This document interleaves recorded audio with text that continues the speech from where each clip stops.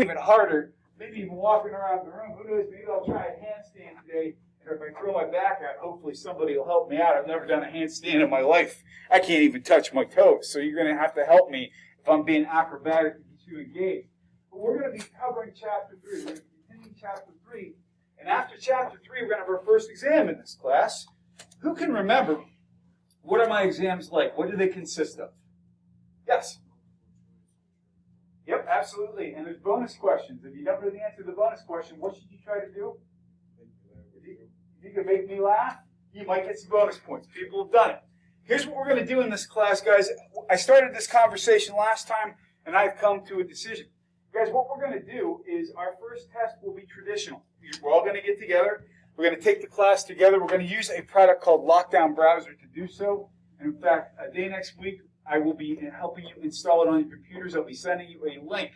That being said, if everybody studies and we do consistently well, let's say, for example, if the average grade in this class is a B or above, we can probably go to doing online tests after that.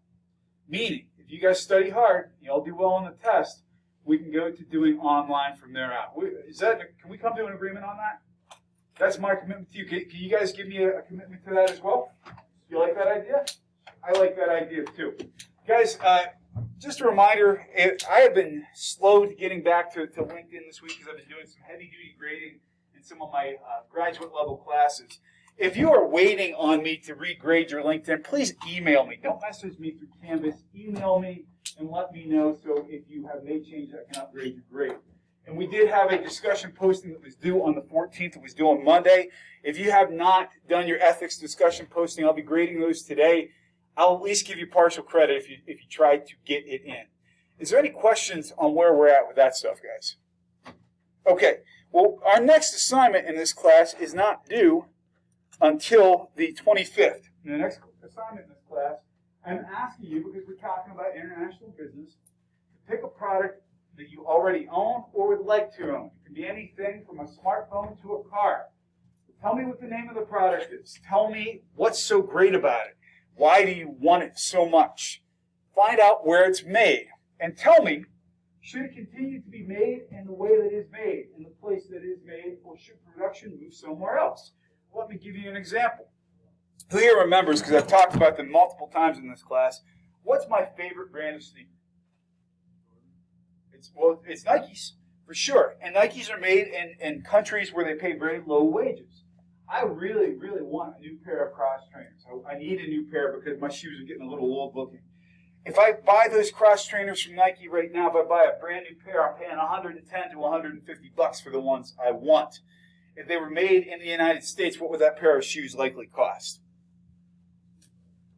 They would at least double in price because Nike would still want to make the same profit margin. So what I'm asking you to do is identify what the challenges are to making products in our home country and whether or not we can do it. There's some things we can do really well. For example, we're moving some heavy-duty manufacturing back to the United States. For example, if you want to know why we're making a lot of vehicles in the United States, they have high profit margins. In the old days, by the way, General Motors, this is a pretty interesting story. Anybody ever hear of a car called the Chevy Cobalt? Yeah, the Cobalt is an entry-level car. Did you guys know that every time Chevy sold a Cobalt, they lost money? They sold them for less than it cost to make them. If you're Chevy, why would you do that? Why would you sell a car for less than it cost you to make it? Any ideas? Yes. They were new back in like the 90s into the early parts of the 2K. So these cars were entry level. They were like $12,000 to $14,000 cars.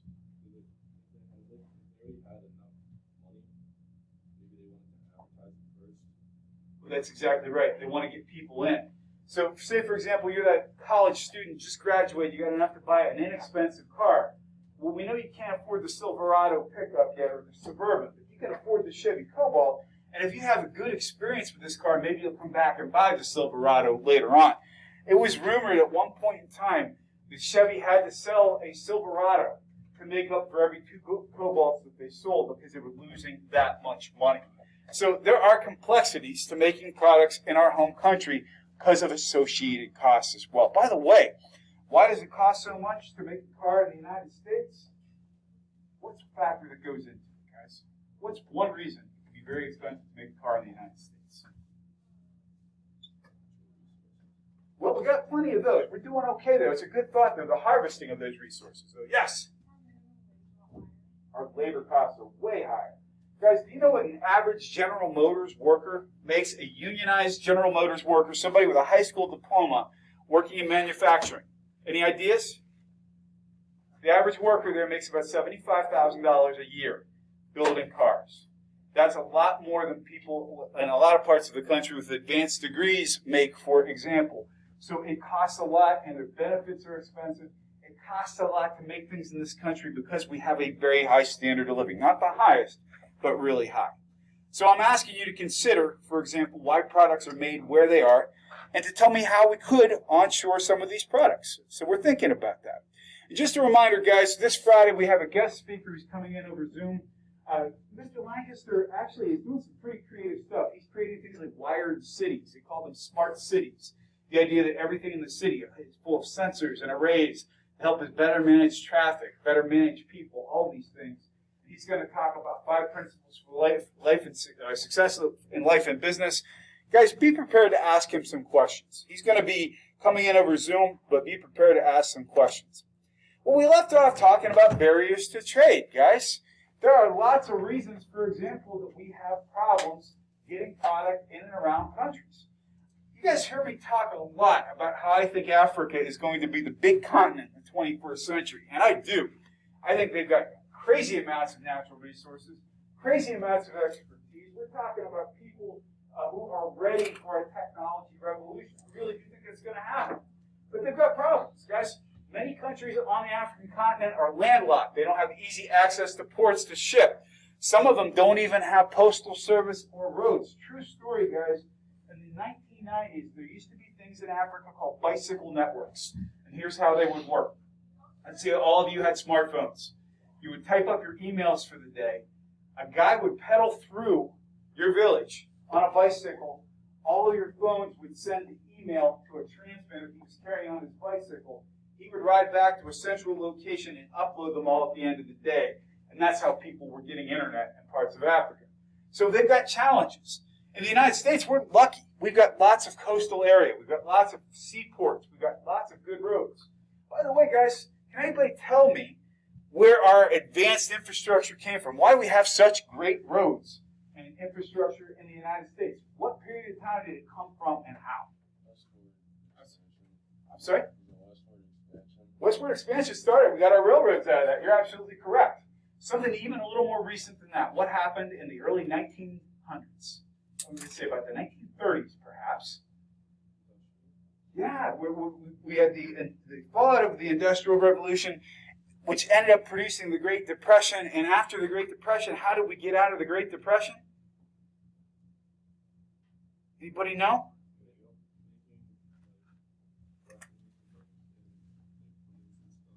World War II ultimately got us out of the Great Depression. The road there was something called the New Deal.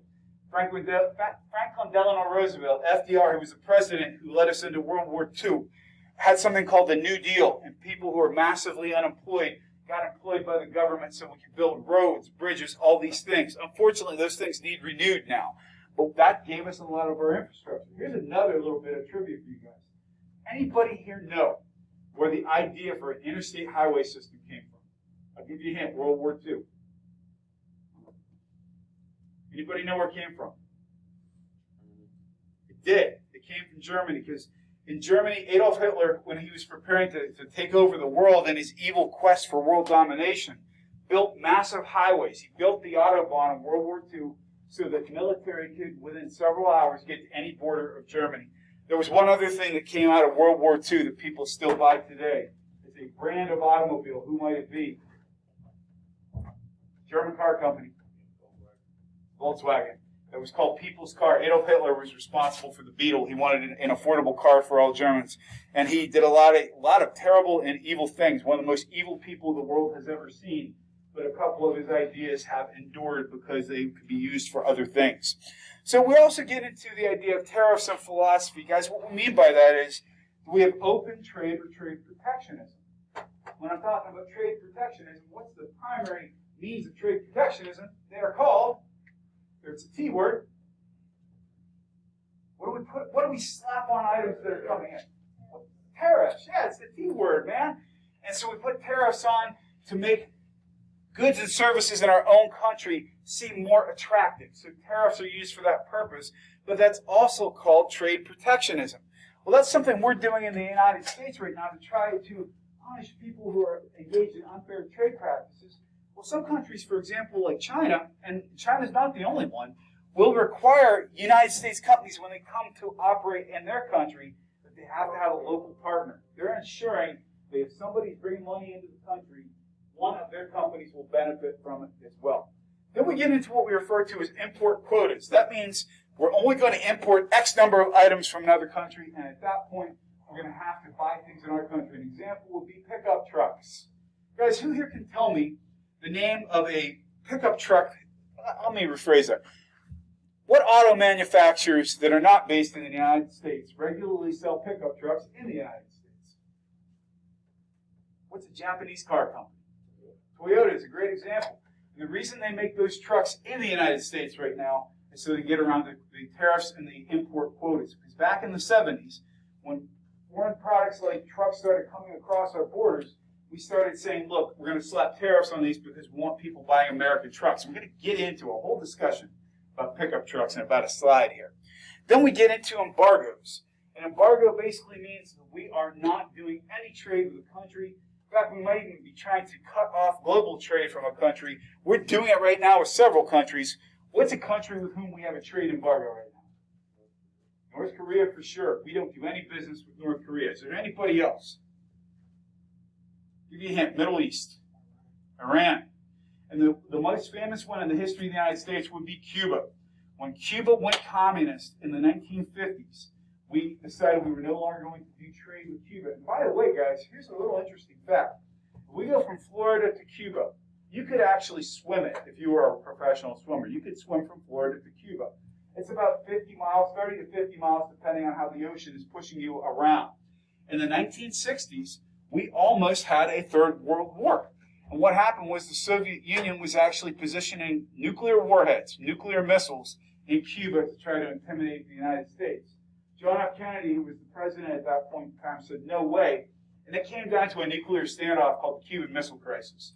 Guys, we literally were within about 12 hours of two major superpowers pushing the button. That's how close we came to World War III. Yes, sir? No, this was back in the 1960s, so it would have been John F. Kennedy. In fact, there's a lot of people who, part of the conspiracy theories are that the reason Kennedy was killed because people weren't happy with the way he was using the military. Then we also have what we refer to as binational regulations, guys. And what that means is certain countries, you have to buy regional products. You have really very little choice. One of the greatest examples we have, Canada, up until recently engaged in trade protectionism of their dairy industry. They did not import U.S. dairy. That was one of the things that got renegotiated in the new Canada-Mexico trade deal. But we're going to talk a little bit about Subarus and chickens. Guys, what you see up here is a Subaru Brat. This was a pickup truck that was sold in the 70s and 80s in the United States. We're going to get to its very unique feature in just a moment. But what did this have to do with chickens? Well, in the 1970s, we had a lot of farmers in the United States who were making large amounts of chicken. Everybody likes chicken, right? And so we were exporting it to other countries. And basically, the other countries said, you're killing our local agriculture industries with all this cheap chicken that you're dumping in our markets. Remember, dumping, the concept of trying to kill an industry. And so they started slapping embargoes on us. They started slapping tariffs on us. They started engaging in trade protectionism. Well, one of the things that we did in retaliation because they were messing with our chicken, nobody messes with our chicken in the United States. Nobody messes with our chicken. We started putting tariffs back on pickup trucks. And this was called the chicken tax. This pickup truck here has a very unusual feature. Can anybody see what is in the bed of the truck? There are chairs in the bed of the truck. They're backward facing. They had these grips you could hold on to. Now your head will still pop up over the top of the truck. There's a seatbelt to hold you in. Why in the hell would a company stick chairs in the bed of a pickup truck? Sorry? No chickens. That's a good guess, though. Because you can ride in it, because this isn't a pickup truck. It's a passenger car. They got around the chicken tax by bolting seats in the bed of a pickup truck. And they sold it in the United States, not as a pickup, but as a passenger vehicle. So that's how Subaru got around the chicken tax. They did it. They got around it. It had 4 seats in it. Back then, trucks only could hold 2 or 3 people. This is a passenger vehicle. It's not a truck. So it worked. Now, here's the thing that didn't work. Would you want to be in the bed of that truck when it rolls over? Yeah, not a good place to be. And the other thing, too, at this time, the steel that was used to make these cars was so inferior. 1 or 2 Pennsylvania winters, and they would completely rust apart. But a few of them survived today. I would remember the name of the Subaru Brat if I were you. It almost always shows up as a bonus question. I'm just saying. The Subaru Brat, B-R-A-T. It should. I think at that point they'd have been probably poking that too hard a little to make fun of the people who had made it tough with them. Well, remember the United States was exporting massive amounts of chicken everywhere, and as a retaliation, they slapped tariffs on our chicken. We said we're going to show you guys. We're going to slap tariffs on a bunch of stuff, including pickup trucks. And so it was retaliation for the chicken tax. And that's how we ended up with a truck called the Subaru Brat with seats in the bed. So there you go, guys. All right, guys, in terms of just some review, we know, for example, that natural barriers to trade are things like roads and access to seaports, for example. And then we've got tariffs and other things that get in our way. We talked about that to some length. Just make sure you're thinking in that direction. Guys, if we start talking about who is ultimately responsible for managing global trade, a good place to start is actually the World Trade Organization. I'm going to show you a video in a minute about what the World Trade Organization is supposed to do. But let me ask you guys, it's 2020. What's different about protecting property these days? We know we have copyright. For example, if I designed that Subaru pickup truck, nobody else can make one like I did because I can patent the design. It's a physical object. What's different about what's valuable in the 21st century? Talk about tangibles. What else is valuable these days? I'll give you a hint. With these phones that we carry around in our pockets, without software, would these be very useful devices? Can you touch software? No, it's intellectual property that is intangible. So we're getting into a point in our industrialized world now where some of the most valuable stuff doesn't physically exist. It is intellectual property. I'm going to give you an example of why this is so important. By show of hands, and I promise I'm not recording any of you guys because I've done it too. By show of hands, who here has ever illegally downloaded music? Yeah, guys. Here's how that happened. Back in the 1990s, we had the biggest years on record for selling music. Back in the 90s, how was everybody buying music? CDs. We had bigger sales in the music business in the 1990s than we had ever seen before. And along came this company called Napster. Napster figured out how to rip files off of CDs and convert them into something we all know very well these days called MP3s. Really, when we think about it, when we listen to a record, we listen to a CD, or we listen to an MP3, the actual product is the music itself. It's the song. And music is magic. I love music. I can't imagine a world without it. But what we learn by that process is if you can't control the medium by which people access intellectual property, you can lose it. Well, that's the nature of the 21st century, guys. The lesson we have learned from the music business is going to affect everything else. Let me give you an example where I'm going with this. Who here has ever seen anything that was produced by a 3D printer? Pretty amazing, aren't they? Well, guess what? Nike, Adidas, you name the brand, they're all experimenting with the idea of 3D printed sneakers. The idea being you could download a pair of Jordans and make them at your house.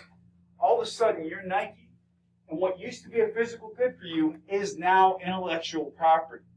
So the world of the 21st century is going to be all about protecting things that are intangible. You with me so far?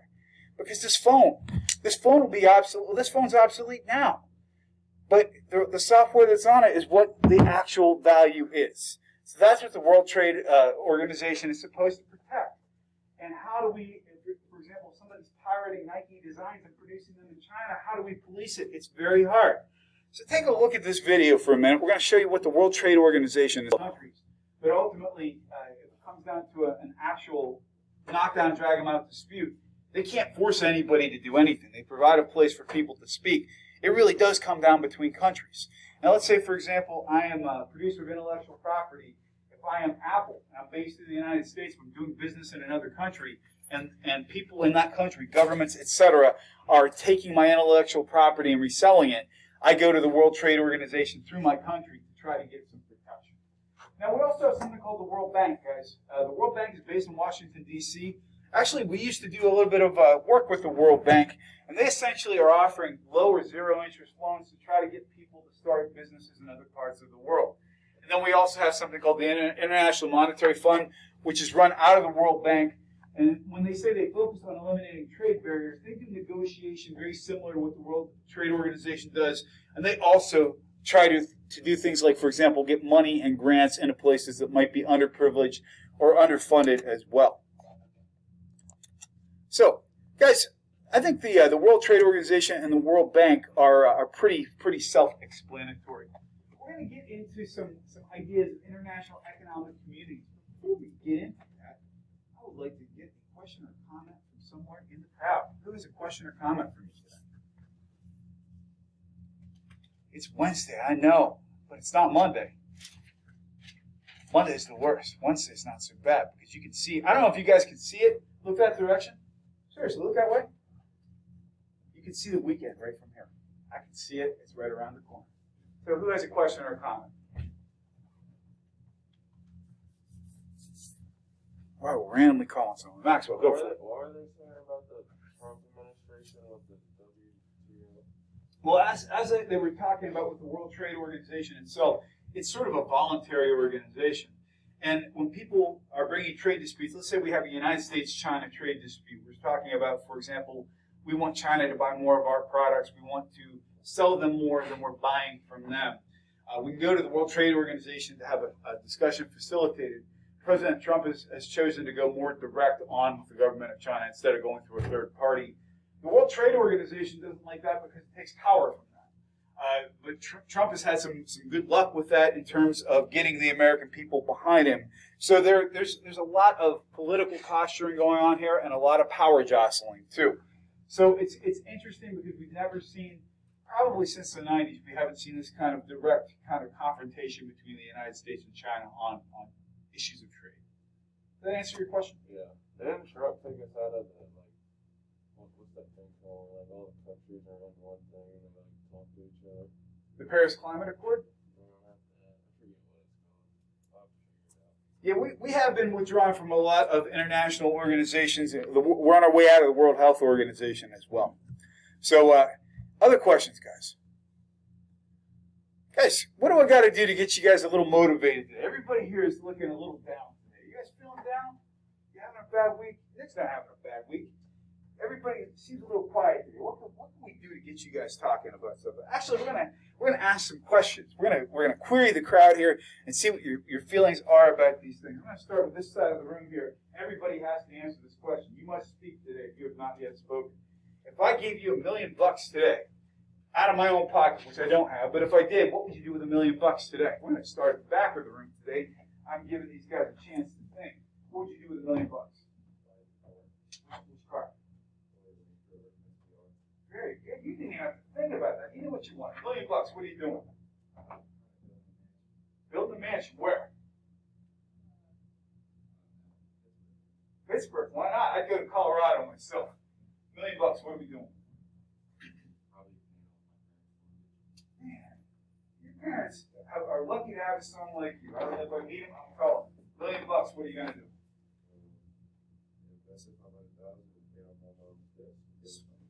Smart man who also cares about his parents. Awesome. Man, what are you doing with $1 million? Good people in this room. I love it. $1 million. What are we doing? Oh, yeah. People are smart. $1 million. What are you doing? Paying off debt. It's good not to have debt. What are you doing with $1 million?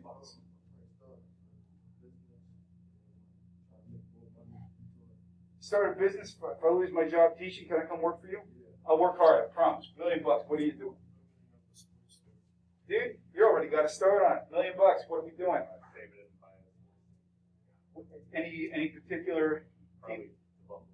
Look at you, man. $1 million. Real estate almost always comes back. What are you doing with $1 million? Oh, coming back for that later on. $1 million. What are we doing? Any idea? I'm putting in my resume with YouTube. You start a business, hire me. What are you doing with $1 million?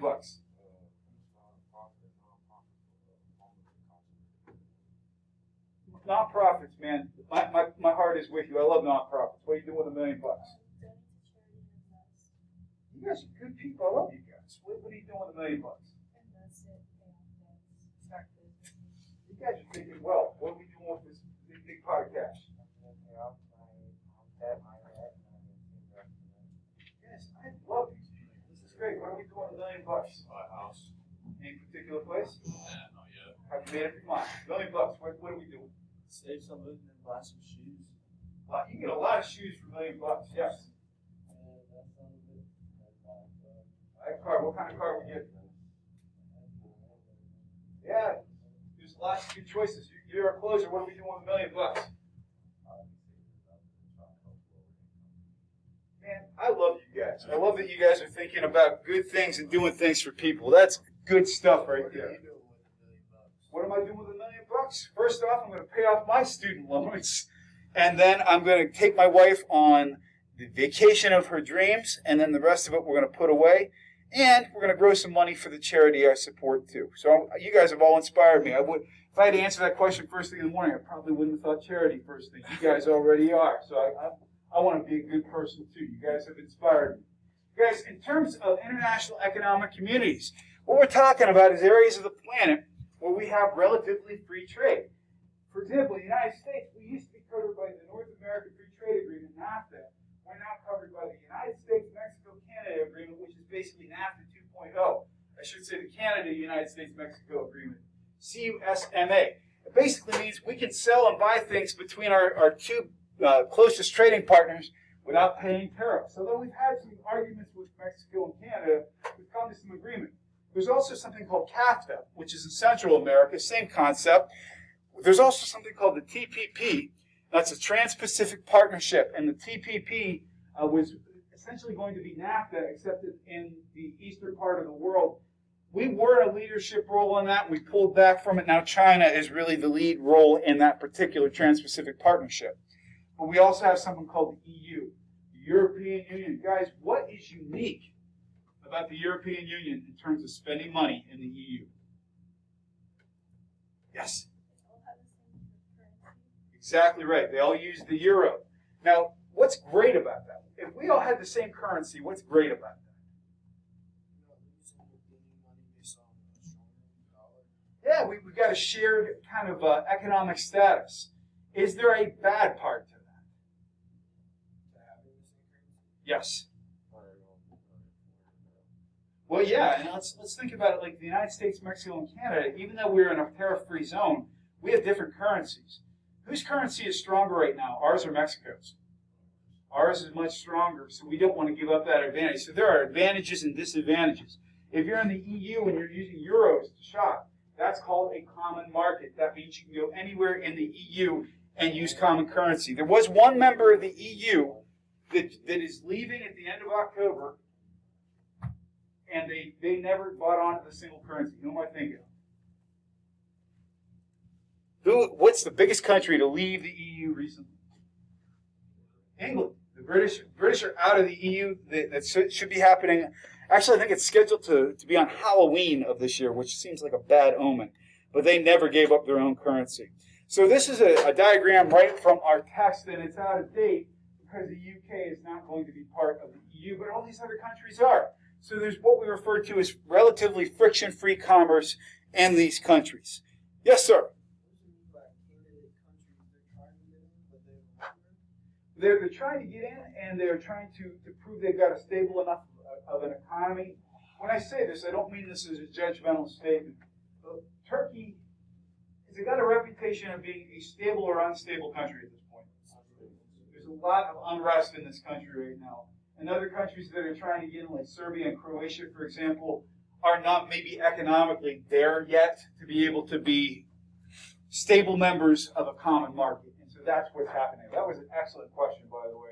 I don't know, for example, and I mean no judgment on the people of Turkey when I say this, I don't know if I'd want them as my common market right now either until they get their own stuff figured out, because they've got a lot of internal political conflict going on. So, I'm sorry? Well, right now they're having conflicts between the president of the country, Erdogan, and the people of the country. He's sort of starting to run a fascist state where he's a cult of personality, has a lot of control over the people, and has been using military force to oppress his own people. I don't know. I mean, I think the difference between them and Kim Jong-un, Kim Jong-un has two things that Turkey does not. What am I thinking? They got nuclear weapons, and they have somebody else backing them up. Kim Jong-un and North Korea's got China backing them up. Yeah, absolutely. If North Korea did not receive economic and food aid from China, their people would starve. That's how bad it is in North Korea. So they are absolutely supported by the Chinese government, and the Chinese government has every reason in the world to want North Korea to remain, so they've got a buffer zone between them and the West. So there could be any day where North Korea and China just team up on the U.S. I'm not saying it's inconceivable. I'm saying that right now China doesn't really like dealing with North Korea either. Oh, okay. But they have to, because they're a fellow communist country, and this guy has caused nothing but problems for them, and he's a big irritant between the U.S.-China relationship too. So China, for example, whether or not we have ideological differences, and believe me, we do, they still want to keep selling stuff to the United States. They still want to have a business relationship. North Korea has made that problematic. We almost got a war with North Korea like 4 years ago. We came close. We came close to a war with North Korea more than once. And it's been over stuff like this. Every so often, Kim Jong-un will launch a missile just to show that his country is developing missiles that have the capability of reaching places like Japan and the United States. And so, yeah, it's a scary world we live in. You know, it would be great to see everybody be able to act with reason and cool heads, but unfortunately, that's not the world we live in right now. So, technically, North and South Korea are still at war. Since the armistice in the 1950s, it did not end the Korean War. It is a ceasefire. So those two countries have existed in a perpetual state of war since the 1950s. Yes? Yes, absolutely. They have a zone called the demilitarized zone. And every day, U.S. and South Korean soldiers are staring across the border at their North Korean counterparts. And, yeah, we are absolutely still have a heavy military presence. How long do you think that'll last? Good question. I think, honestly, the only thing that's going to change that, well, and that's not probably going to happen anytime soon. His sister's worse, and the other part of it, well, we're in a deep conversation about global politics today. That's okay. I like that you guys think about this stuff. I think it can end a couple of ways. There could be a coup in North Korea and somebody reasonable takes over. China could finally get tired of this instability and come in and take them out themselves and say, we're going to just annex this country, which that's not going to make anybody feel any more safe either, because you've got expansion of China, or there is going to be a war. And if there was a war like that, that's the worst possible option. A lot of people would die very quickly. It would turn into a war. Yep. So it's much better to maintain that line and put pressure against each other. There's actually, have you guys ever heard the term, the acronym MAD? It stands for Mutually Assured Destruction. And it means if the United States and the Soviet Union ever really went to all-out war, we'd destroy each other. Yes, sir. So is it true like nobody can fly Over North Korea? Some countries can go in. We have an embargo with North Korea, so we can't go there, but Canadians can, for example. They have diplomatic relationships with North Korea. When we need to do something that involves us talking with North Korea, oftentimes it'll go through China or through Canada. Yeah, there's a little factoid that I think is pretty interesting. So, again, guys, I think we covered the common markets pretty well. But if you want to know who our biggest trading partners are, these are 2019 figures. But if you look at Mexico, Canada, China, our three biggest trading partners, in terms of our total trade with these countries, for example, right now we've exported in 2019 about 256 billion to Mexico, and we've imported about 358 billion. Canada, we've exported 292. We've imported 319. China, we've exported 106 billion. We've imported 452 billion. So yeah, we've got lots of trade going on. Unfortunately, we're pulling in more than we're putting out. And the really unfortunate part is a lot of the raw materials that we're providing to other parts of the country, they're reselling back to us. When we buy, for example, if you buy a pair of Nikes that were made in Indonesia, that leather may have come from the United States because we produce a lot of raw materials. But in terms of total trade, these are our three biggest trading partners, and we import a lot more than we export from these partners. If you're saying to yourself, hey, how do we get involved in some of these global markets? This is how we do it. This is a continuum of how we get from where we are trading and how we get to other places. We're going to talk about easy to hard. The easiest way to do it and the hardest way to do it. The easiest way is licensing, guys. Let's think about this for a second. I know that, for example, how many of you, by show of hands, are fans of the NFL? How many of you guys enjoy NFL football? Well, if you enjoy NFL football and you live in this region, chances are you're probably a Pittsburgh Steelers fan. Not everybody, but a lot of people are. A lot of people like wearing Steeler-branded merchandise, for example. Jerseys, T-shirts, hats, you name it. Do the Pittsburgh Steelers sports team, do they actually make this merchandise? They don't. They license their logo to somebody else who makes it. So if I want to get into a foreign market, and I've got a brand, let's say maybe I'm going to start my own clothing brand. We're going to call it K-Tonk. I think that'll really catch on. Like with very style-conscious middle-aged men, they're going to want to wear K-Tonk clothing, I think. So we're going to franchise my logo over into South Korea, so everybody over there can wear a K-Tonk polo. I love that idea. I get paid for the licensing fee. They make it and they sell it, and it's really easy to get into. Here's the tough part. It's tough to keep things like bootlegs from coming onto your radar. I'll give you a great example. My wife used to, I think actually, in my heart of hearts, I know my wife has always been faithful to me, but truth be told, I think she's got a soft spot for Troy Polamalu. I think every time she's seen him, she's thought about that beautiful hair of his. She's thought about having dinner with him more than once, I think. And so she had a soft spot for Troy Polamalu. I got to give her respect. He's a very good-looking man. I bet he'd look good with a K-Tonk polo shirt on, for example. But she wanted to have his jersey, so she bought a bootleg Troy Polamalu jersey. She paid $40 for it. If you see this thing, you'd think it was absolutely NFL quality, except for the brand name, which is not Nike, not even Reebok. It is Reeboy. And that's what she got, Reeboy brand jersey. But beside that, you never know the difference. The Pittsburgh Steelers have very little control over that in terms of making sure that people are not bringing their products over. The other problem is, too, if we license something somewhere else, we can't control the quality standards it's being made at. Unless we're going to go over and actually be at that factory and look at it ourselves, we cannot control the quality. So licensing is easy, but it's tough to control. That's the advantage and the disadvantage. Here's some stuff that was produced under license that we see in other countries. For example, licensed Batman manga in Japan. I love this. And what you guys may see here, what vehicle is this, by the way? You caught it right on the front. Very good. Nice job. Gold star. That's a Mitsubishi logo. This was a Jeep produced in post-war Japan by Mitsubishi. Even though it is, for all intents and purposes, a Jeep, it's got a Mitsubishi logo on it because they produced it under license. Yeah, you're the first person to catch that on there. So, man, you must have like 2015 vision. Well done. All right, well, how about Transformers? Who here loved Transformers growing up? Oh, my God, I loved the Transformers. They were part of my decade, too, the 1980s. I remember when I was a kid, they started coming out in this country. Now, here's the trick. In Japan, they were kind of a flop. People really weren't that into them. The kids didn't really like them that much. They brought Transformers to the United States under license, and the kids here ate it up. They actually licensed the cartoon that was made here for the United States audience back to Japan. So it had to be a hit in the United States before Japan bought into it. So sometimes this stuff can take, here's a $20 word for you. It can take a circuitous route back to where it came from. I think it's pretty interesting stuff. And then we get into what we refer to as franchising. We all love franchises. Guys, I'm going to ask you to raise your hands. When I name a franchise, tell me who loves this franchise. Chick-fil-A. That is like the franchise for your generation. Burger King.